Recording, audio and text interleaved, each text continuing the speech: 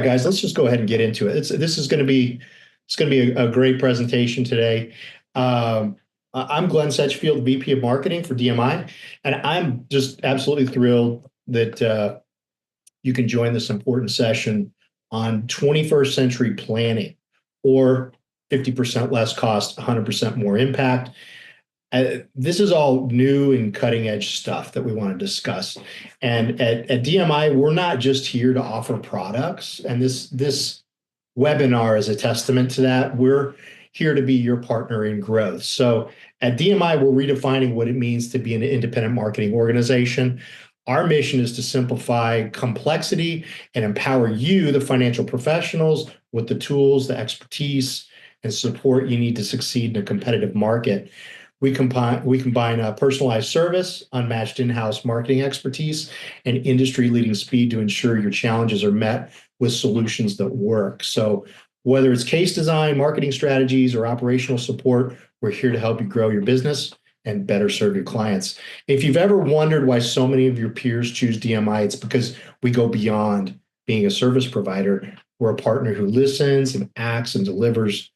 But why are we here today? So we're going to speak with a couple advisors and their schoolmaster, Andy Robertson. So he runs CSSCS, and we're going to try to figure out how these pupils became heroes to their clients. Through this, we'll show you how to optimize retirement assets to build stronger retirement income plans for about 50% less capital on average. And in this webinar, we're going to discuss also how to use the Retirement Asset Optimizer tool developed by Andy Robertson at the Corporation for Social Security Claiming Strategies.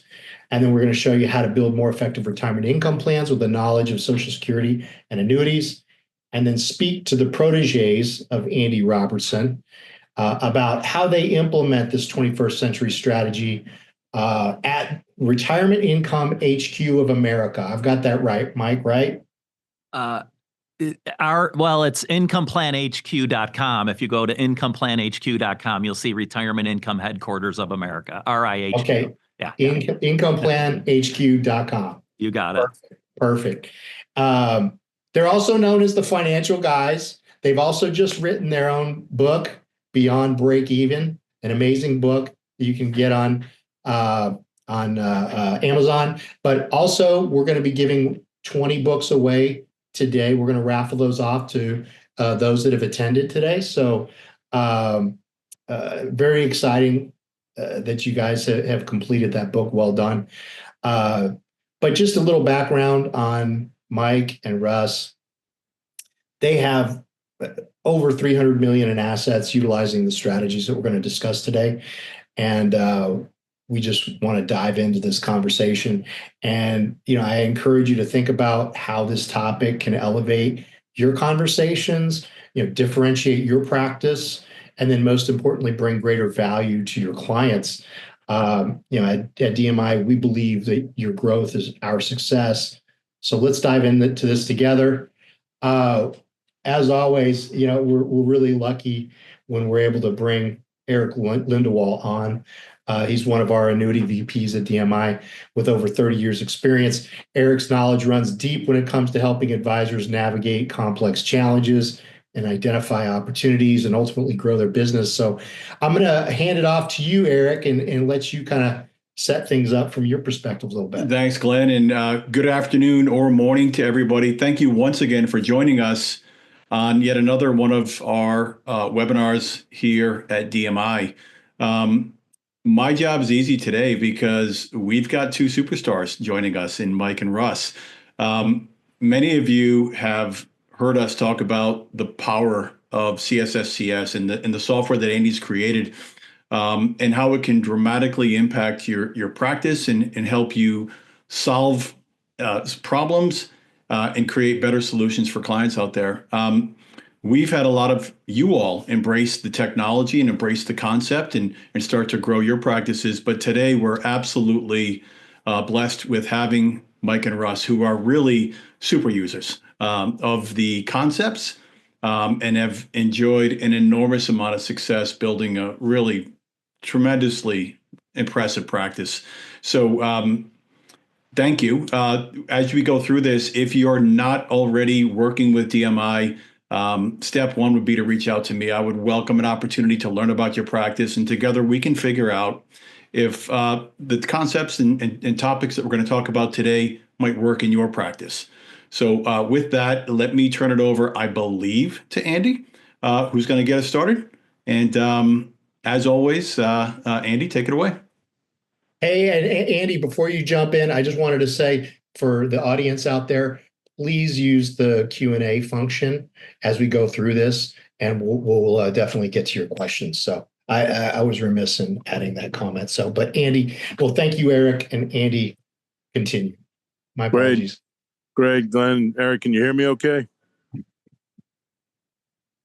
You guys able to hear me? Okay? You sound good. We are. Sound good? Sounds Okay. good. All right, great. You're going to pull up the presentation for me, Glenn. All right, here we go. So sounds like some of you may be familiar with this presentation. My goal here this morning or this afternoon is to just do a quick review and hit the high notes on why you want to think about Social Security differently when it comes to retirement income planning. So specifically, the topic I want to touch on today, Social Security optimization, is really you'll learn become the backbone of the practice, the incredible practice, frankly, that Mike and Russ have been able to build. And I'm excited that they're here to share with all of you the successes that they've had.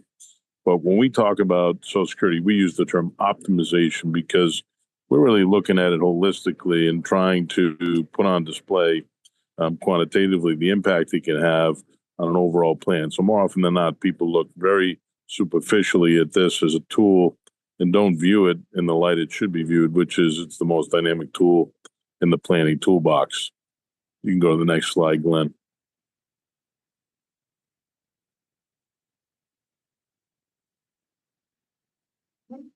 So today, as we all know, the world that we work in is really changed.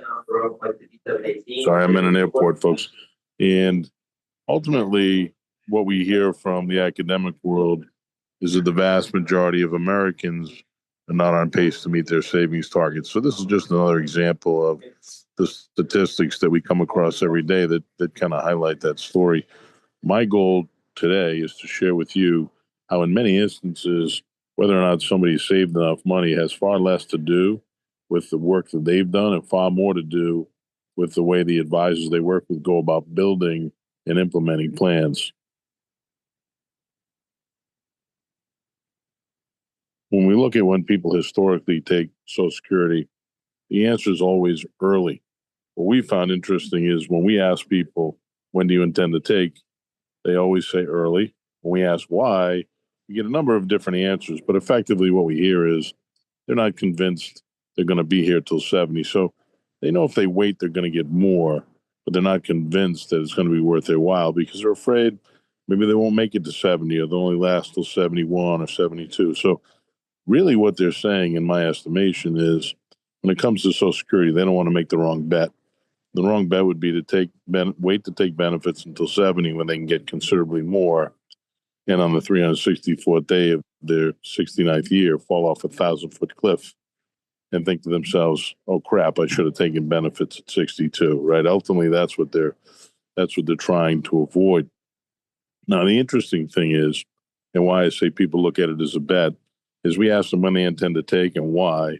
And then the next question we ask is, until what age would you like this retirement income plan we're building for you to last? Of course, we get a totally different answer then. They want it to last till they're 90 or 95 or 100. So it's kind of ironic that when we talk about when they're going to take Social Security, they're focused on not being here beyond 70. But when we speak to them about their plan, that they recognize needs to last till they're 90 or 95. So there's a dichotomy there in that thinking that we've got to help them rectify and ultimately help them put themselves on a better course to the secure retirement they're looking for. And Social Security, as you'll see, can be the catalyst for that.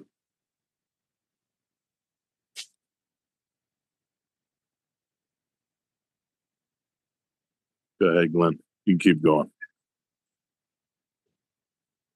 Here what we have is just a quick look at what I call the lifespan of a PIA. So a PIA is primary insurance amount, which is someone's retirement income benefit at full retirement age. Most folks know if they take benefits early, there's a reduction. And if they take them as early as possible, if they have a full retirement age of 67, they take benefits as early as possible, 62, then the reduction is 30%. Conversely, if they opt not to take it 62, not take it 67 and wait all the way till 70, they're guaranteed to get at least 24% more. At 70, they would have gotten it 67. What people aren't familiar with is the difference between what you get at 62 and what you get at 70 under current Social Security formula. So if you click that slide, Glenn, it'll populate for the group what the impact really is. One more, Glenn. And you'll see the difference on the current formulas between 62 and 70 is 77%. So what I'm telling you is if you opt not to take benefits and you wait all the way till 70, you're guaranteed under current formulas to get at least 77% more. You cannot get less, but it could be more. And this is important for everybody to understand because obviously if your intent is to take benefits early, for many people they're thinking, I'll take benefits early and I'll save that money. I'll build a secondary retirement account. And if I'm still here at 70, I'll have this hedging strategy where that money I've accumulated by taking early can match the 77% increase. And as I like to say, it sounds good in theory, but in practice, you're going to run into some significant challenges. Next slide.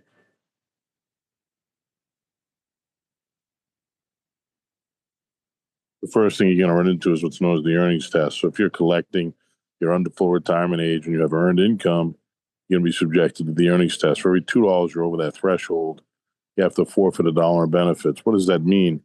If somebody's hedging strategy and plan is to take early, save all of that money, build a secondary retirement account, and then tap into that secondary retirement account to match the 77% increase they would have gotten had they waited, it's going to be pretty difficult when you start looking at how these numbers work out. So as you can see here, if somebody had just over $71,000 of earned income at 62 and they had a $2,000 a month benefit, they'd be forfeiting all of that money between ages 62 and 66. And they may even forfeit some more in that fifth year when they attain full retirement age. But we can say at a minimum, in this instance, where you have an FRA of 67, they're going to forfeit $24,000 a year for 4 years. It's going to be pretty difficult to execute that hedging strategy. I think you would agree if you never get your hands on the money. Next slide, Glenn, please. So let's look at this a little more closely. Let's pretend we have a couple whose PIAs are 3,200 and 2,800. So 3,200 and 2,800 are their benefits at full retirement age. They're thinking about taking early. We're going to look at if they take early, what are they actually going to get after the reduction? And then conversely, if they delayed all the way to 70, what are they guaranteed to get? And the difference between these two figures is $3,240 a month.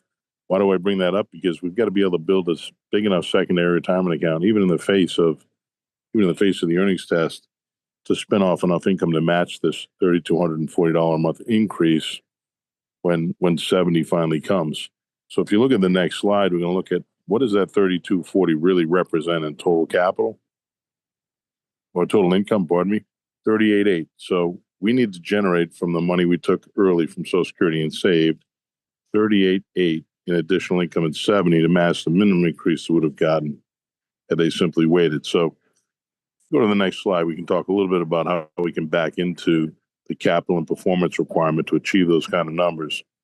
So if we use the 4% initial safe withdrawal rate, and we make some adjustments to it to account for fees, which none of the work ever did account for, and probability of success, the Bengen study, which gave us the 4%, attempted to achieve an 80% probability of success. No one ever picks 80% in our software. They all want 90, 95, 99.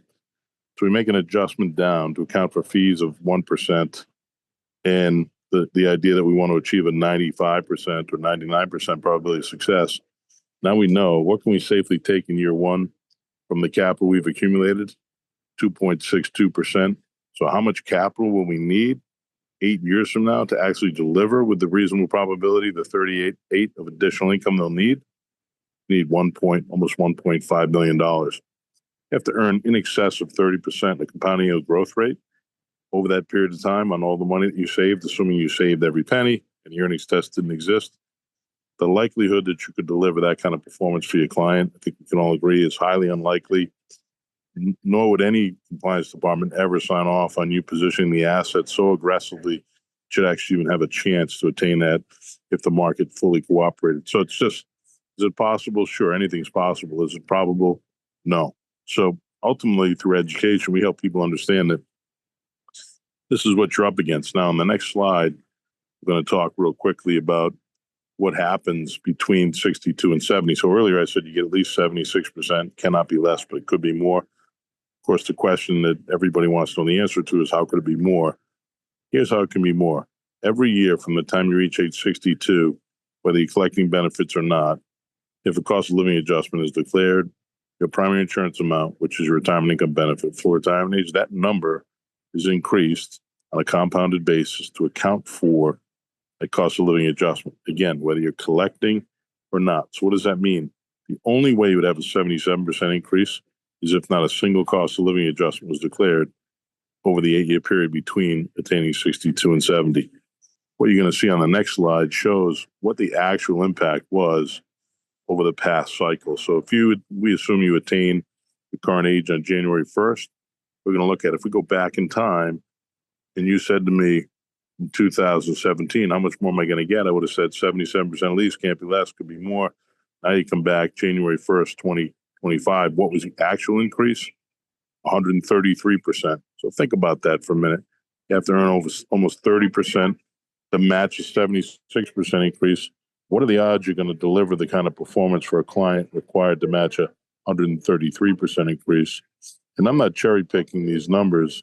I update the last cycle every year. So we've seen these numbers as low as 100% and as high as 133. So this is real economic value that's totally dismissed when we use something like a break-even analysis. And the work that I do, and Mike and Russ and others, highlights the economic value that Social Security planning can bring to the overall retirement plan, and reduces in the end the amount of capital required to deliver somebody's income objectives, as you'll see here in a minute. So the next slide, we'll walk through a quick case study. So as you can see, we have a married couple, 67 years old, PIAs of 3,200 and 2,800. We're going to look at how much capital would be required if they had a $108,000 income goal. They had a 99% desired probability of success. They wanted it to last 30 years, and they took benefits at 67, using that same kind of credible science of initial safe withdrawals. We'll back into how much capital they'll need net of their Social Security income to meet their objectives. And then separately, we look at what happens if all they do is wait. So change nothing else, but delay when they take benefits from 67 to 70. So to do so, we first have to establish what we call the income gap. So how much does the capital have to deliver? The 1.2 million in capital, we're assuming they've accumulated. How much income does it have to deliver?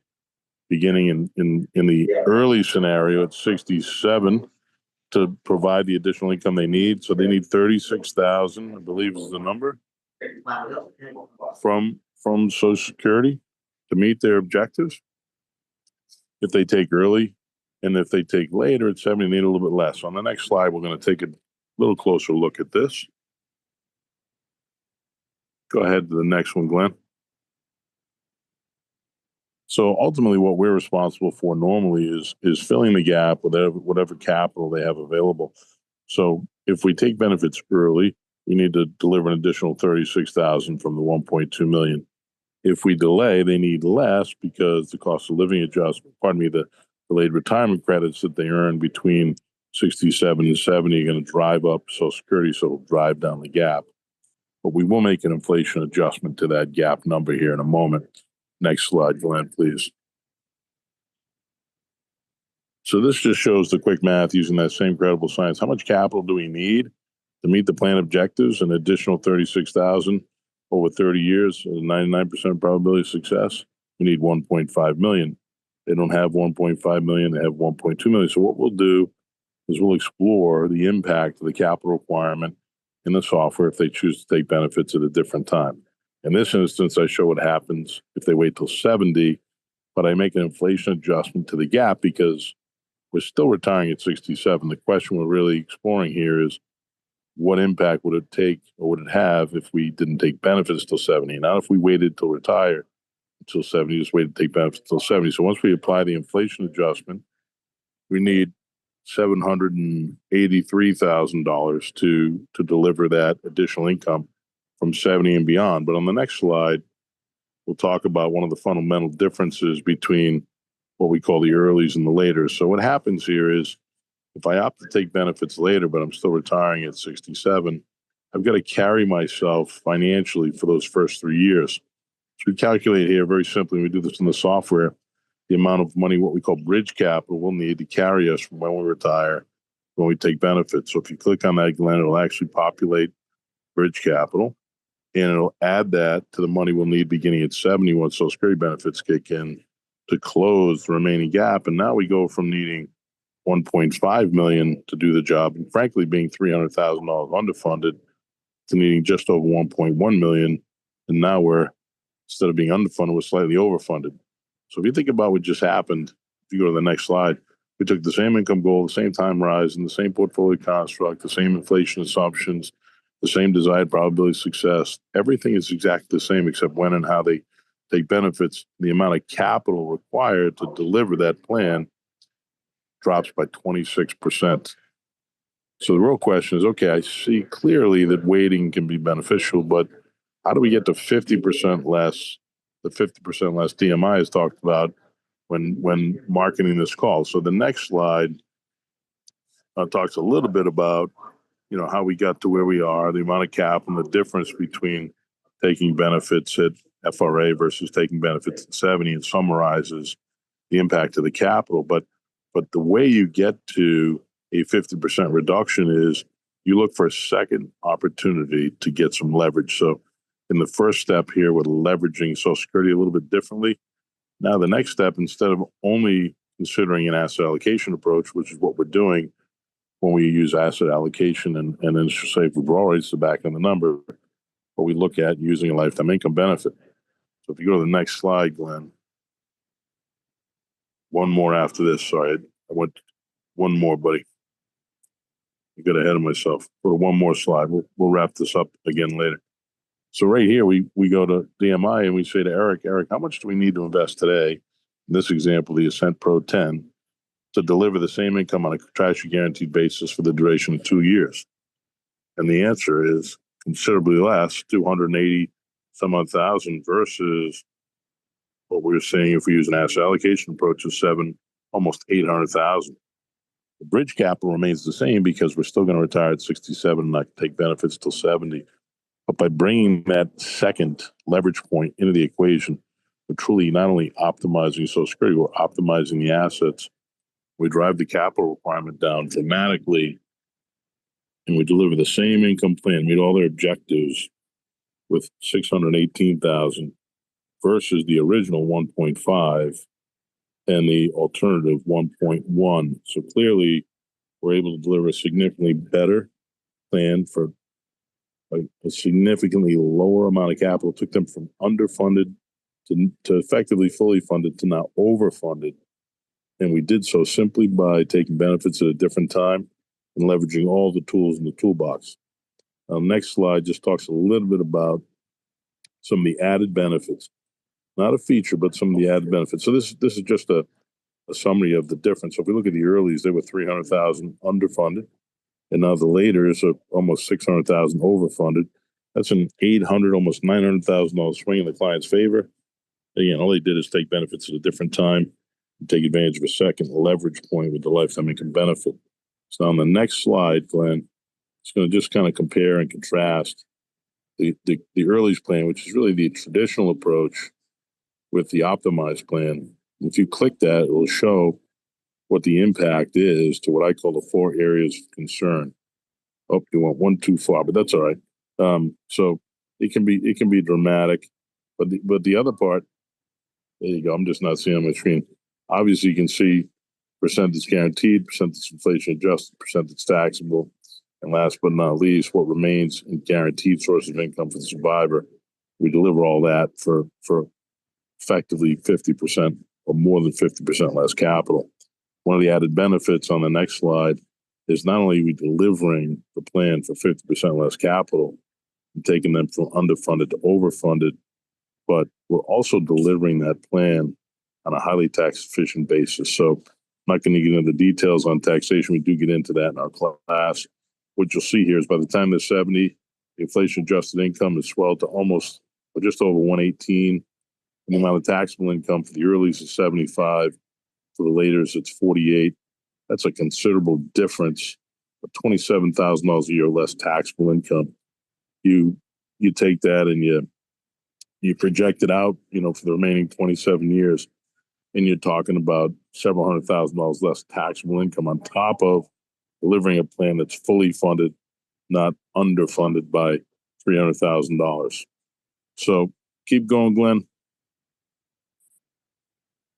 You have 24,000 more guaranteed income, 24% more guaranteed income thanks to DRCs, that much less taxable income. And the next slide just talks about that's before standard deduction. So once you apply the standard deduction, you're talking about delivering almost $120,000 of income, and you have roughly net about $12,000, $13,000 a year of actual taxes. So you're going to owe about $120 in federal income tax on just shy of $10,000 a month in gross income. So Glenn, I'm gonna say we've kind of hit all the high points here. I can kick it back to you guys, and you guys can talk with Mike and Russ about the tactical piece of it. But hopefully that gives everybody a refresher on why you don't want to ignore Social Security and the impact it can have on a plan. Thanks, everybody. Thank you very much, Andy. Mike and Russ, Eric, what would you guys like to speak to? Maybe Mike and Russ. I think everybody would be interested in kind of understanding how you take this knowledge from Professor Robertson and apply it in the street and become a hero for your clients. Can you maybe speak to that a little bit? Absolutely. Yeah. First, Maureen, Glenn, Eric, thank you for allowing us to be part of this today. It's a pleasure. It's an honor. We really appreciate it. And we do talk to Andy quite often. Andy, I want to thank you for giving us another little primer, because we're actually doing a workshop here in Williamsville, New York tonight, Russ and I. So you just gave us a little bit more of a, confidence booster, right? So I think this is how I'd break this down. And I think, what Andy taught me, and now it's, I think, into a 10th year that I'm doing these workshops. Russ joined on with me 3 years ago, roughly. And I'd use this difference. You could be interested in this and everything you're hearing today, or you could be committed to it. And I think I made a commitment to it. And that's a far different story than just saying, wow, this was really interesting. We see how some of the math worked. I'd like to maybe do this once in a while. Like, I decided, no, this is way too important for people that are nearing or reaching retirement. I have to have a commitment to it. So the certification in Social Security claiming strategies was the starting point, and then creating activity was the next thing. And so, having a commitment to it gained my competence in it, which then gave me the confidence to present to people in a setting and answer questions. And then it really brought credibility to close business. So lots of C words, I guess, but that's the bottom line in our business. We want to close the business. We certainly want to be educators to people. We want to give them the right advice, but you want to close the business too. And so you don't close the business without a commitment, without being competent, without having credibility.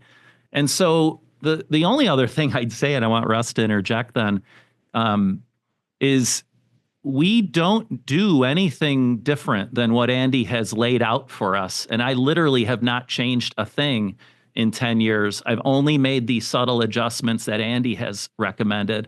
And to Andy's credit, he often asks us for some advice, asks us how we're doing in the workshops, asks us how we're doing with our clients, and are we closing business and so forth.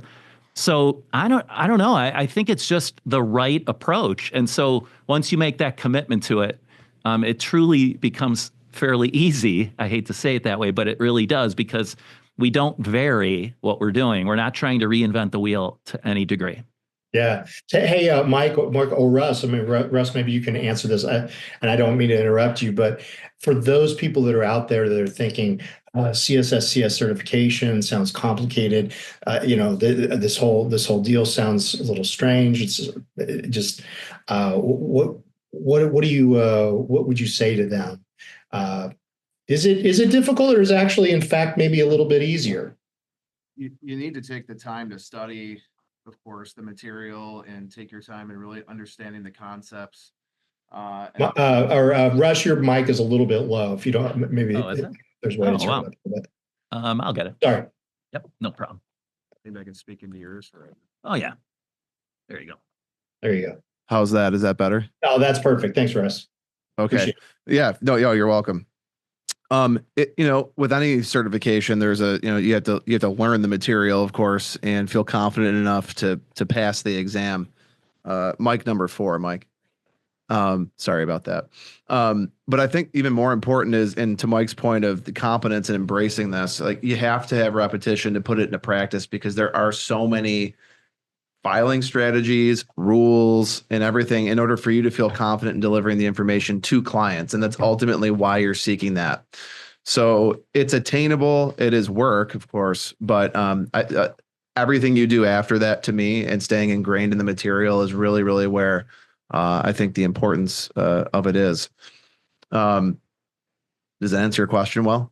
Yeah, no, that does. Okay. And then continue That should be good. with your other thoughts, though. Appreciate it. Can you hear me on this mic now or no? Is that mic- It's cold. It's a little low. So, Yeah, we'll just share. All right. there you go. So, The other thing I was going to say is that, this whole process, really what it does is it identifies you as a specialist in an area that really calls for specialization. As everyone on this call knows, you have the accumulation stage, right? And we're adding assets to the market and we're helping people build wealth. But what we've found is most advisors, or the advice that's out there, is really lacking when it comes to how are you delivering income to clients, and how can you really show them the best way to use or to retire, and to really, do they have enough, and how this will actually work. It's not just a hope and a prayer. You're actually giving them specialized knowledge and specialized advice and how to use their assets in the most efficient way for them. And can they actually achieve what they want to achieve in a confident way? So when they're 2 years into retirement and we're in a bear market, that they're not panicked. They know that they can continue on living how they want to live and not pause what they're doing. And the other thing I would say is, you might be able to give clients options that they didn't even know existed. And so the software, what it allows for is you to compare what they think they want to do, or maybe if they're working with someone else and they're seeing you for a consultation, compare what they think they're doing, and then give them an alternative strategy, maybe just using asset optimization or asset allocation and the best Social Security claiming strategy, and then optimizing. And because they might have enough wealth to deliver the income in a highly probable way. For example, I'm seeing a prospect here in a little bit. They have about 3.5 million liquid. They have plenty of capital. They're going to have a 99% probability of achieving their goal. But I'm essentially making them more liquid. They have more of their own money up front. They know they can just spend and still deliver the income they have. And I can show them how to do that through asset allocation. But by leveraging an annuity product in this particular example for them, even though they may not think they need it, can make a profound impact and actually make them more liquid. And that's one of the big, contentions I hear in the annuity space is, oh, it's illiquid. Well, we have to use it the right way, in delivering the income plan. But you can stack that all with each other in a very nice way and let them choose. They can walk into the decision of which approach they want to go with. So I think it's just really powerful. But the more competence you develop and the more comfortable you are in doing that and with the knowledge, the more impactful you can be. Yeah, I think there are a lot of folks out there that think that this is just an annuity play, but you guys don't only sell annuities. You guys are selling a mix of AUM, annuities, and other products as well, correct? That's right. I'd say, 90% of our business is AUM. Maybe 80 to 90, but yeah, it for sure it shows people, gets them over the hump on, because everyone has that. They hear the word annuity and they're like, oh, I heard those are bad. Well, why do you think they're bad, right? And it's just a tool, and it's how you use a tool. A hammer isn't inherently bad, but it can be good if I'm hitting a nail into the wall, but it can be horrible if I smash the computer screen in front of me, right? It's not the tool that's bad, it's the manner in which you use it. And so, Right. yeah, Hey, Eric, well, go ahead, Mike, but Eric, if you've got a question too. Yeah, I'm winding up with one. No, I would just also add that the use of annuities, I've often referred to it as kind of being surgical, being very, very precise.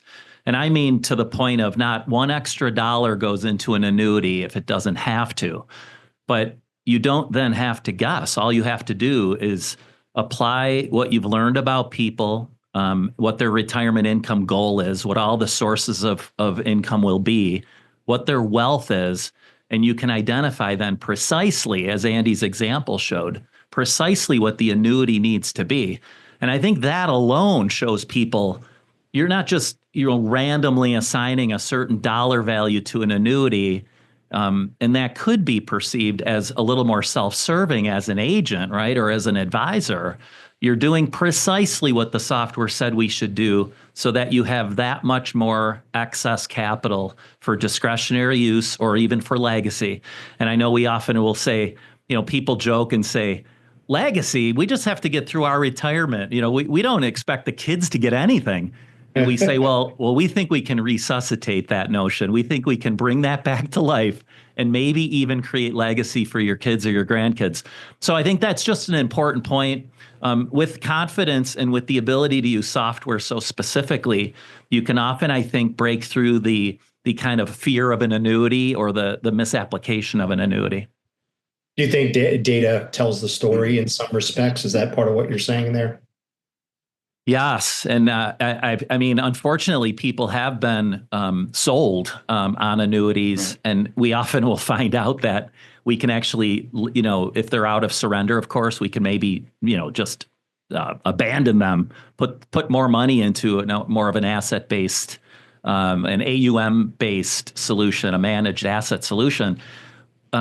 It's just a matter of again, educating people and then using these tools the right way. And then there's no fear. There's actually an understanding that that's going to bring more reliable and in a more guaranteed fashion the income they need in retirement. Mike, Russ, I'm curious if you might be able to give me an opinion on the client experience as you go through the analysis with clients. So I'm of the opinion that the client experience is goes through three phases as you walk them through this process.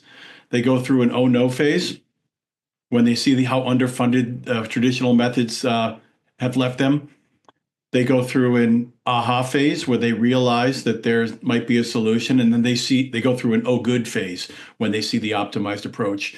Can you talk about the turnaround in emotions as you bring a potential client through the planning process, where they have this fear in their eyes when they see the underfunding, and then that incredible sense of relief when they see that there is a solution that'll work, and how much easier that makes it for you all to create a deep relationship and ultimately close business? Yeah, I think that's a lot. There's a lot there. I'll try to answer that as best I can. I think a lot of times people just don't know what they don't know. Whether they found us through teaching a workshop, they have a little bit of a sense of what we're explaining to them, and they're already thinking about, how will this work for me? But when we bring them in and we do the initial analysis, a lot of times they don't even know what they're trying to accomplish. They see they see the example client on the board, and they're like, well, how much should I be spending per year? Right. So you really have to, we call it discover. We have a 5-step process, and step 1 being discover. But any financial planning process, that's what you're doing, right? You're establishing and identifying the goals and objectives. And so, many times the clients just don't know what they're really trying to do. And so we take the time to unpack all of that. And then they take a deep breath. Oh, I didn't think of that or that or that. So now I have an accurate number of what I actually need to spend or want to spend per year. And I think the other side of that too is people will usually think they can spend, like Andy said, 77% of people interviewed basically don't think they've saved enough. They're not on track. Right. And so when they come to us, they often think they can't spend what they actually want to. So that discover phase, we're helping people, like we take all those barriers away and say, no, what do you how do you live and how do you want to live the last, third of your life potentially, right? The next 30 years. And so we get that. And that's, the going from the, I don't think I have enough, right? We give them that information and unpack that. And then we take them through the process in the next visit, right? We compile the statements, we compile the software, and we analyze everything and the different alternatives that there might be, and we bring them in. And I can recall a case off the top of my head where I showed a client and I asked the wife, I said, look, you had told us in the first meeting that you wanted to spend maybe another $10,000 more per year than what we just walked through. And I said, you can comfortably do that. And the husband's like, how? Right. And now we're walking through, but it's not just a whim like, oh, if the markets do this or they should average that. It's very specific. You need to claim your benefit at this age. This is when the income will be delivered and from which sources. This is how we're going to fund this annuity with a guaranteed lifetime income on it. And then here's how much of your wealth you just don't need to deliver that income. And you can spend it how you wish. You can grow it how you wish. You can save it for legacy. You can use it for, I always joke around with people, you can burn $100 bills in the fire pit if that's what you want to do. You just don't need it to deliver that income. And oftentimes we're resurrecting the thought of legacy, right? They know they'll be okay. They can treat their grandkids to things or even bless their own children. And then that's like the aha to them. Like, wow, these guys really know what we're doing. We're looking at all of our assets and how we can use them in the best way to serve their needs specifically. And that's truly being a fiduciary, doing what's best for the client. We're taking into effect every product and tool out there, specifically unpacking it for what they're trying to accomplish. So that's the true aha. Do you think that's the point at which your prospect is well on the way to becoming a client? That's the aha moment is when it pretty much what seals the deal? Yeah, I would think so. You want to answer that? Yeah. Yeah, and I think the mindset change, the paradigm shift is we've gotten them to now think, what's the cost of our retirement going to be? The lifestyle that we wish for, that you claim we can afford, what will it cost? And I know we've used this analogy a lot, but imagining just going to your favorite vacation destination and there's 3 homes on the beach. They're exactly the same, like exactly the same beach, exactly the same interior, exterior features and everything. And if I said to you, okay, let's start here. This one costs $1.2 million. We go through it and you like it. The second home, it's identical, so you really don't have to go through it. The next one costs $830,000. And then the one on the very end, same beach, same exact house, $583,000. Like, which one would we want, right? Nobody's going to be lining up to take the $1.2 million home. What you're doing then with these plans is saying we need to use the least amount of your capital to create the income streams to meet your lifestyle. That's it. It's as simple as that. Right. Any extra money right out of the gates into retirement is extra. It's excess. So to me, it's about what's the cost of the retirement, which is a very different mindset for most people.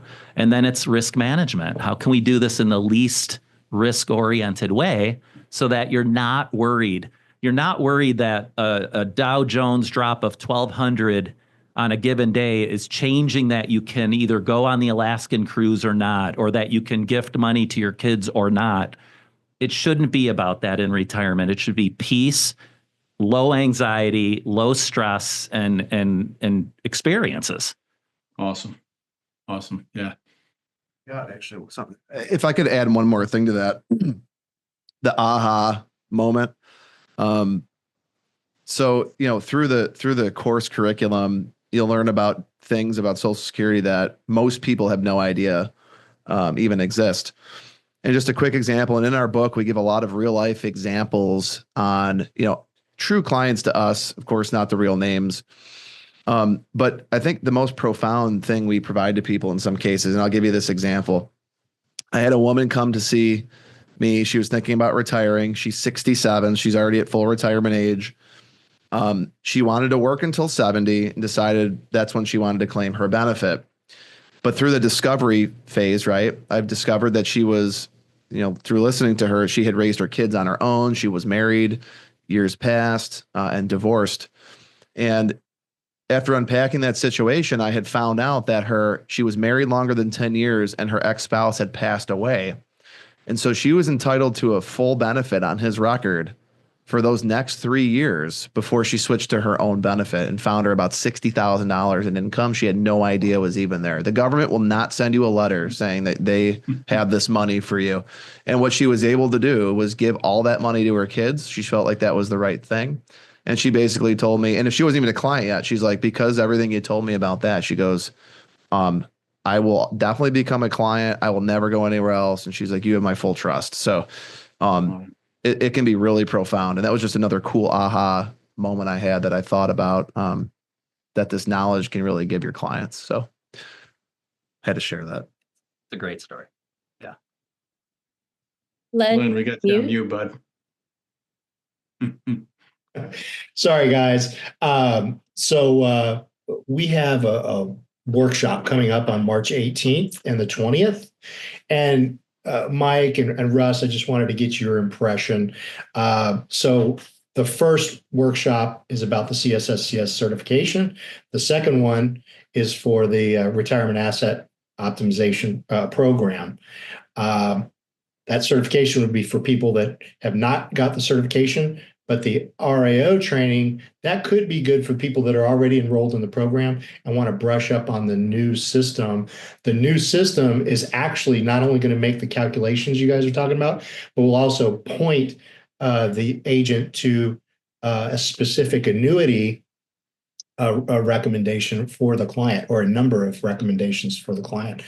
How important is it for new DMI agents to come in and, join that program, and for our current CSSCS graduates to continue with the RAO training? How is that going to impact their careers? What should they look forward to? I think it again goes back to the idea of either being a generalist, someone who knows a lot but doesn't specify how something will work. Our favorite clients are the engineers, the accountants, the numbers-oriented people, because the numbers sell the plans. We don't have to be salesy. We can appeal to people because of the specificity of the plans. And so I think that's why it's important. You differentiate yourself as a specialist.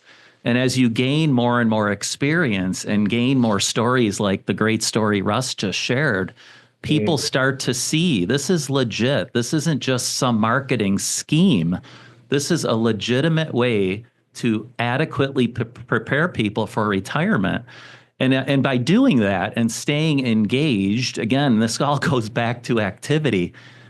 Creating more and more activity in a meaningful way is how you gain more clients and how you have more impactful experiences with clients, and you create better and better experiences. So to me, again, it's not difficult to me. It takes dedication and a commitment. And I think, as Andy says about Russ, I struck gold when I met Russ because he committed to this process. He committed to the things I was already doing. And honestly, to Russ's credit, we've taken this to like far, far better levels than I had in the first 6-7 years. And now we can reach more people. So getting the certification isn't just about the certificate. It's about the education that differentiates you. And then you have to then do something with it. You have to create activity, hold workshops, go to your existing clients and say, listen, I've got new education. This is something new and exciting to me, but I think it could really be useful to you. Let's take a new look at what we did 3 years ago, 4 years ago. I think this could really mean something good for you. So, to me, lock into the process. That's what we've done. We lock into a process. It's like wash, rinse, and repeat. And That's how I and look at it. and Mike, you may not know, but we at DMI, we also have DIY campaigns that you could run on your own to do your own webinars. Or if you come in-house, we've got marketing services that we can provide around workshops and webinars that are highly effective. We have presentations around Social Security topics. So we can help with that from that perspective as far as finding new opportunities. So I really appreciate you speaking to that question. Russ, anything you want to say about that, about the opportunity of the education? No, nothing else that Mike alluded to. I would just echo, you have to be bought in. It's funny. We always talk about when I first got into this business, what I did was I found the most successful person I could find. And I just sat down and I asked them, what do you do? And I didn't deviate from exactly what they told me because I knew it worked. And I think you have to apply that same idea if you want unlimited potential, because there is an unlimited amount of people you can serve in this way. And if you carry with you, like, that's your badge of honor, this is what I do, this is how I help people in such profound ways, it really just like emanates and radiates off you. And like, I have clients, they're like, oh, we just talked about you at this retirement party we were at. They were all asking who their advisors were. And we brought you up and told them about the process and told them about your book and this and that. And it just brings more to you the more you're bought in. And to Mike's point, if it's not broke, you don't fix it. You can put your own flair and personality on it, but what are the specific things that work, and let them work, for you. So, and implement them. I think that's what I would say. That's great. Seems like a much lower pressure situation if you can position yourself as a specialist in that way, right? Hey, so if you guys don't mind, if you want to show us your book, and do y'all want to say anything about Beyond Break Even? Oh, I have notes from 7-8 years ago about this book that I would love to have written. And honestly, were it not for Russ and the energy he brought and the ability for me to then have a little more capacity to collaborate, it wouldn't be written right now. Beyond Break Even essentially is right to that point. The Social Security claiming decision should go far beyond a break-even analysis on one person's life. And if there's a lot of men out there, unfortunately, I think it's a lot of the men who take over the onus of sort of the financial planning and maybe the management of money in a household. Doesn't mean they're that good at it. Just means that they decided they're the ones, right? Yeah. And I kid you not, after this book was written, several days ago, a very, very experienced advisor came into the doorway of my office and said, "Hey, listen, I'm going to be full retirement age this month. I think I'm just going to take Social Security. I did the math, and if I don't, I have to live to be about 82 or else I won't get the money." And I said, "Oh my gosh, this guy I've worked with, and for many, many years I've known him." And I could not believe it was almost to a T exactly why we wrote this book. The spouse, a much, much lower earning spouse, much younger spouse.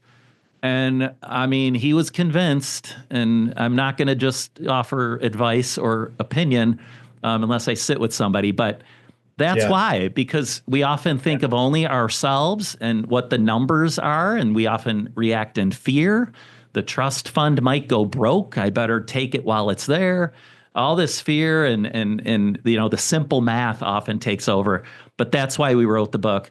A lot of the cases and stories are about married couples, people who've been through divorce, or unfortunately people who've been widowed.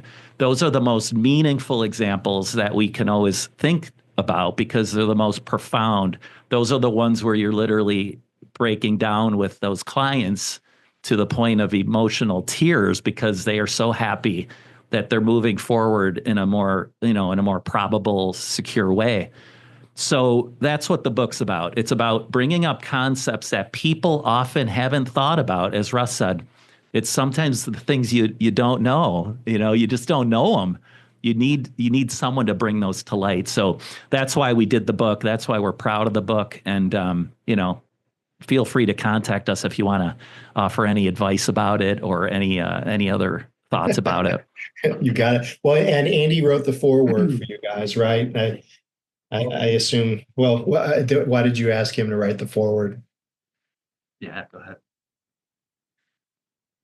We asked him to write the foreword because we know that he is just as nerdy as we are about this topic, and that he's like our number one cheerleader, and we've always just had lots of good conversation, and it was kind of a no-brainer for us to ask him to do that, and thankfully he obliged. But really just again bought into it.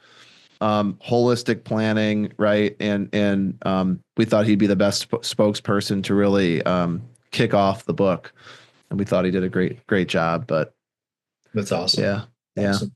Well, hey, Eric, I wanted to ask you if you had any final words, thoughts, questions. Unfortunately, we have to wrap up. What are your thoughts? Well, my thoughts are Mike and Russ really talked about the aha moment, the oh no and aha moment. And folks, if you're not having enough aha moments in your client interactions, and you're not getting enough folks across the finish line and creating a relationship with them, maybe consider implementing a process that creates a lot of aha moments, right? This process that Mike and Russ have embraced and really made part of their overall practice is creating a lot of aha moments, a lot of opportunities, and bringing them more and more clients. So at DMI, we're here to help. I would welcome an opportunity to speak with each and every one of you about how we can help you implement this revolutionary approach into your practice and make it the foundation of your practice. So as always, we certainly appreciate everybody joining us. Mike and Russ, it was an absolute pleasure to have you with us today. We couldn't have been more fortunate to have two gentlemen such as yourself join us, and we really appreciate it. Thank you all for having us. We appreciate it as well. Yeah, thanks so much, guys. Eric's contact information is right here in front of you guys. If you scan that QR code, it'll pull up his contact info. Reach out to him with any questions. And then as a reminder, March 18th, we have our CSSCS certification. And then also on the 20th, an explanation, a walkthrough workshop on the retirement asset optimizer software. So a lot happening. Maureen, I'm sorry I didn't even ask if we had any Q&A, but I assume that everything was taken care of through. We've got a bunch of Q&A, but I'm going to respond to those questions directly. For those of you that submitted questions, you will be getting an answer from me directly. There you go. There you go. Well, thanks very much, Eric. And again, thank you so much, Mike and Russ. Great having you on the show today. So thank you. Right. All right, guys. Well, enjoy the rest of your Wednesday, and we'll see you on the next one. Take care. Bye-bye. Thanks, Joe.